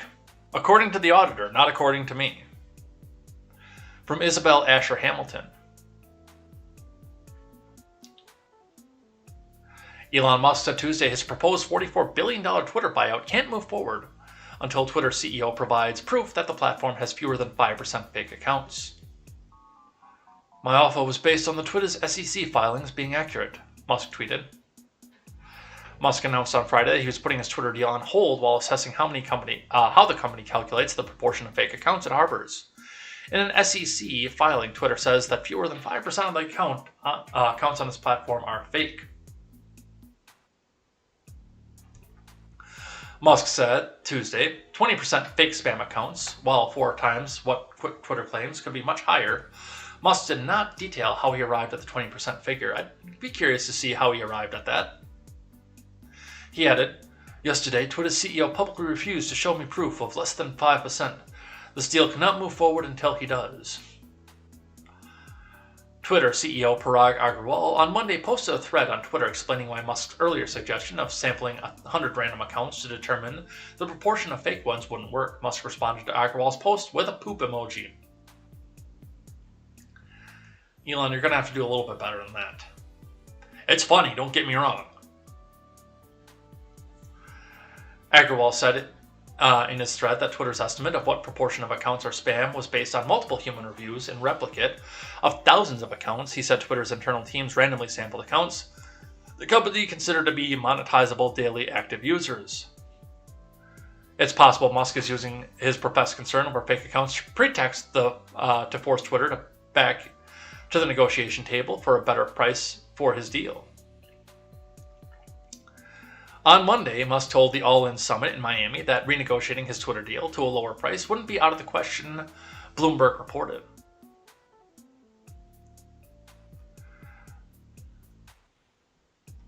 And Twitter turns around and strikes back in a very interesting turn of events.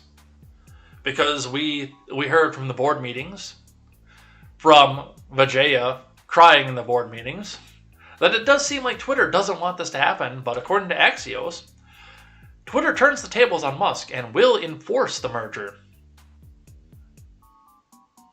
Oh, you better buy this! from Herb Schreiner, or Scribner rather. Twitter's board said Tuesday that it plans to close the transaction and enforce the merger agreement between Elon Musk and Twitter, the New York Times, a former newspaper, reports. The board and Mr. Musk agreed to a transaction at $54.20 a share.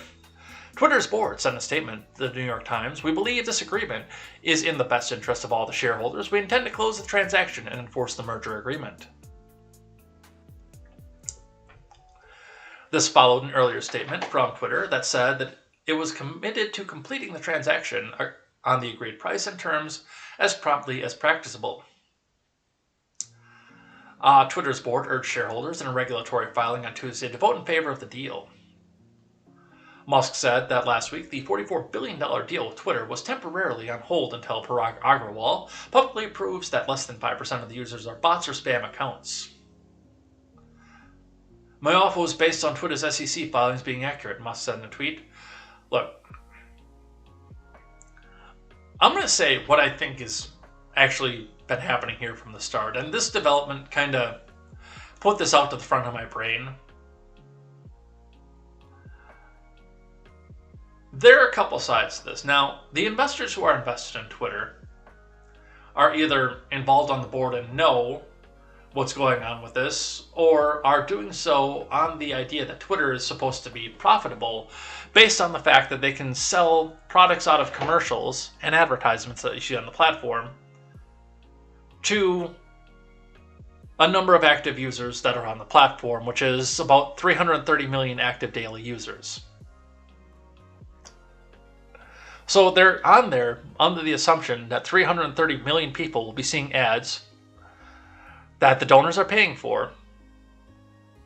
I'm sorry. Yeah, no, that the advertisers are paying for, rather, not the donors. That they're paying Twitter to put on there for them based on the fact that there are that many people that are going to see them. And the percentage of people that are going to buy the product for the ads that they see, because they're targeted as well. Here's the deal. Robots don't buy product. Spam accounts don't buy product. And while you're always going to get that negligible amount of spam on any major platform, Facebook has it, Twitter has it, Instagram has it. Instagram has a fucking lot of it. I don't know, I think I commented on the wrong post the other day from a relatively large user because I have been getting spam to ever-loving hell by accounts that were made within the last 24 hours on Instagram. But they're always going to be there. It's always going to happen. It's the proportion. And let's say Elon's idea is correct and it's 20%. That's 66 million accounts that might see an advertisement, yes, but aren't going to buy anything from it.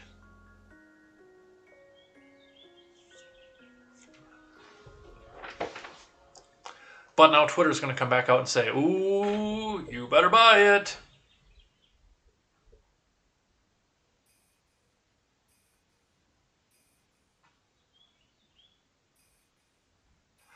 But that's what we see coming off of that. And on the S&P, since we do financing at the top of the show, CNBC on the markets, why Tesla was kicked out of the S&P 500's ESG index. I've got some ideas, but let's see what CNBC has to say. From Laura Kolodny. The S&P booted EV maker Tesla from its ESG index as part of an annual update to the list. Meanwhile, Apple, Microsoft, Amazon, and even oil and gas multinational ExxonMobil were still included on the list. The S&P index uses environmental, social, and governance data to rank and effectively recommend companies to investors. Its criteria include hundreds of data points per company that pertain to the way businesses affect the planet and treat stakeholders beyond shareholders, including customers, employees, vendors, partners, and neighbors. Changes to the index took effect on May 2nd, and a spokesperson for the index explained why they were made in a blog post published on Wednesday. It said Tesla's lack of a low-carbon strategy and codes business conduct, along with the racism and poor working conditions reported at Tesla's factory in Fremont, California affected the score. Tesla's handling of an investigation by the National Highway Transportation Safety Admin also weighed on its score. While Tesla's stated mission is to accelerate the world's transition to sustainable energy, in February of this year, it settled with the EPA after years of Clean Air Act violations and neglecting to track its own emissions. Tesla ranked 22nd on last year's Toxic 100 Polluters Index, compiled annually by UMass Amherst Political Economy Research Institute. There is an objective source. Worse than ExxonMobil, which came in 26th. You have got to be fucking kidding me. We like the oil company better than we like the electric car company. But we want to push everybody to go out and buy an electric car. Wow. The company in the index uses data from 2019, the most recently available.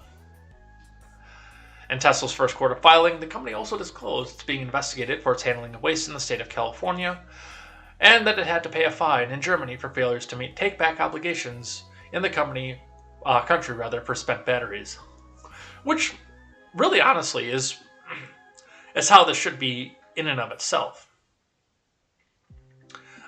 I've long since proposed getting rid of the EPA in the exchange that all businesses have to disclose how they dispose of everything and let the market decide, hey, this guy dumps his shit in the river?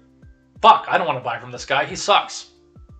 Hey, these people over here let their batteries leak into the groundwater? I don't want to buy from these people. These people fucking suck. And if they are caught trying to hide the way they dispose of things, the way they do their emissions, etc., their business license is gone for 5 years. End of story. No appeals.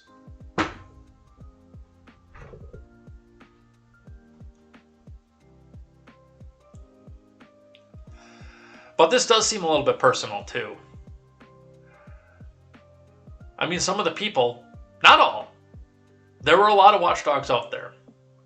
I know a lot of people over on the right side of Twitter like to say, oh, well, they all loved Elon until he tried to buy Twitter or until he supported this policy or that policy. No, it wasn't all of them.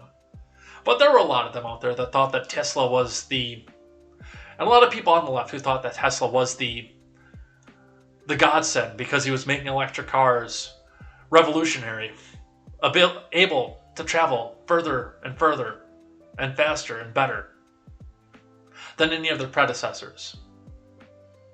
And then after he started having views that weren't quite in line with the left side of politics, it was, oh, well, he mistreats his workers in his factory. Do I deny that was going on? No, I don't. It's a possibility. I've not seen any evidence of it, but it's California.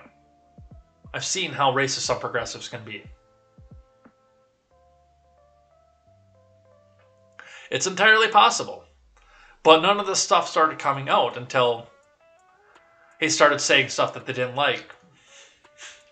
So, that's what we see off of that. Now let's finish out with a thing that I like and a thing that I hate.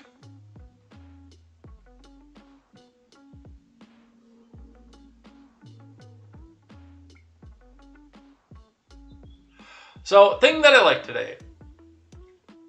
Most people know me. I'm not a fan of really any politicians. I think they all kind of suck. But when they fight, I'm very entertained. And this goes back to what we were saying yesterday when we were talking about the redistricting of New York. Two extremely progressive candidates are districted into the same district. I may be on keto right now, but get me some motherfucking popcorn. Dems in disarray. Progressives bash each other over possible New York showdown between DCCC chair and Black Caucus freshman. From John Rigolizzo.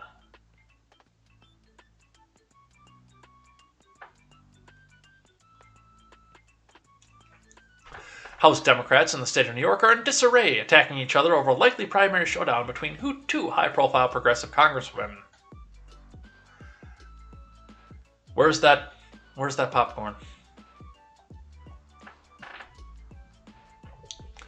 Sean Patrick Maloney announced Monday that he would be seeking re-election in New York's 17th Congressional District after a court-ordered special master published a draft set of maps for New York's House delegation.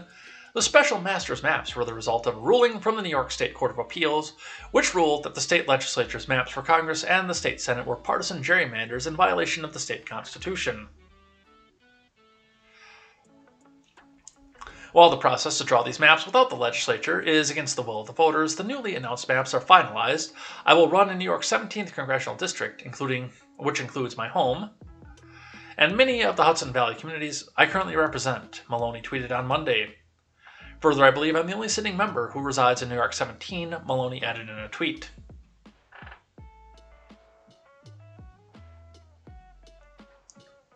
The Cook Political Report's Dave Wasserman noted Monday Maloney will be moving from his current district, New York 18. Under the new maps, Maloney's district will be considered vulnerable in the current political environment since the district voted for Biden by just 5 points in 2020.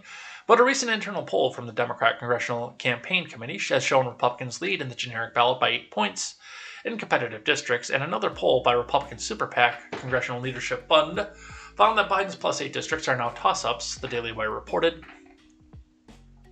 Instead, Maloney will be moving into a safer Biden plus 10 district. However, in doing so, Maloney, who is the chairman of the DCCC, would be running in a primary against freshman progressive rep Mondaire Jones, who is currently representing the 17th district. So, fight?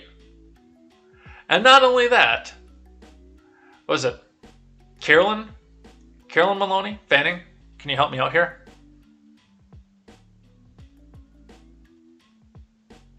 Is it Carolyn Maloney that's going to be fighting against Gerald Nadler? I don't know. I want to see both of these fights. I want to see what dirt that they actually have on each other and what's going to come out for it, because they're going to fight tooth and nail for this, and I'm here for it. When politicians bicker, especially when they're from the same party, everybody wins. Because we see the absolute level of shit that they have on each other. And they all suck anyway. Every goddamn last one of them. Yes, even that one.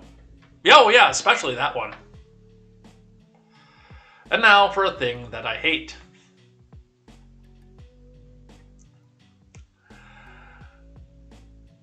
We've gone from a level of safe, legal, and rare in this country. In fact, we've seemed to have gone from a level of safe, legal, and rare to safe, legal, and shout your abortion! I don't have the musical notes to go behind that. But this just shook me to my soul when I read this here. From the Blaze reports, an abortion is an act of love. Bisexual woman says that she would prefer abortion over having a kid who gets adopted by white evangelicals. And Glenn, you know I already stand against you, but you and your editorial staff could have left that word out. That didn't matter anywhere in the context of what we were doing here. It doesn't matter who she likes to sleep with in this context. From Alex Nitzberg. A woman faced backlash on Wednesday after tweeting that she would prefer having an abortion over giving birth to a brown baby who then gets adopted by white evangelicals. I would rather get an abortion than have a brown child who ends up being adopted by white evangelicals. It is not a kindness to children of the global majority to give them to people who will traumatize them with self and ancestral hatred. An abortion is an act of love, Joe Lumen tweeted.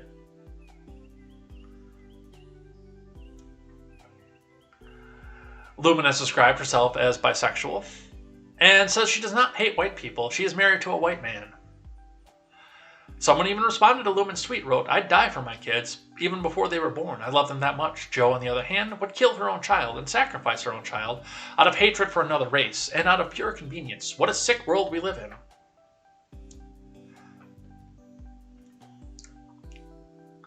I have 4 children. The last one was an unwanted pregnancy. Do not speak about how I feel about my children just because I would choose abortion over letting my offspring be raised by bigots who subconsciously and sometimes consciously hate them. Lumen replied. This is a charming young lady. Someone else declared she thinks my kid is better off dead than there with her mama, playing with her stuffed animals while I finish grilling supper. Cool, cool, cool, cool. No, I think my offspring are better not existing than white evangelicals. My offspring, Lumen fired back. Over on Instagram, Lumen wrote, white Christian supremacy kill people of the global majority. They kill LGBTQIRAAGITMTIX27XA minus plus divided by people. They kill religious minorities. Why would I give a brown child who could, and likely will, be a queer and may have no interest in Christianity to people who'll teach them that they're inadequate in most of all of their identities? People who think not coming into this world is the worst thing that can happen to a zygote have never had to experience the excruciating realities of systemic oppression. Oh my god. Every buzzword you can possibly stick into this. Zygote, systemic oppression, brown child, queer, LGBTQIRRAMGITI7A minus plus.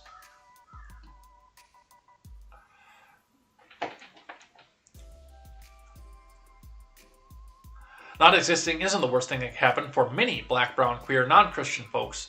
In this oppressive dumpster fire, it absolutely is love to choose an abortion for marginalized folks. Since women, non-binary folks, trans men, and poor folks are all oppressed in society, abortion is love. Love that can hurt for some, but love nonetheless, Lumen wrote. Thanks, a little bit of my soul just died. Thanks for that.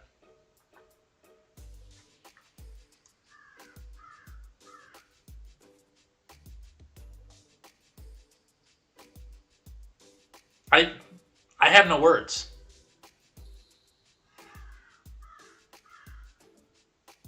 I have not one word about this.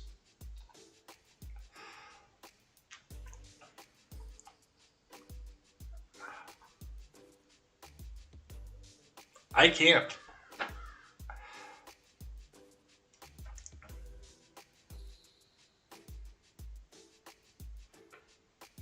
That's all I have. Sit out of here for the day.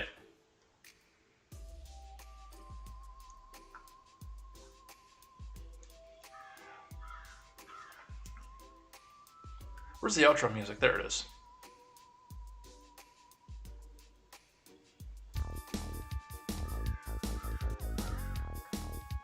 Well, now that I've completely crushed everybody's soul here, thanks everybody who came by and chatted in the live chat, came by and hung out. And yes, that does include Bob too.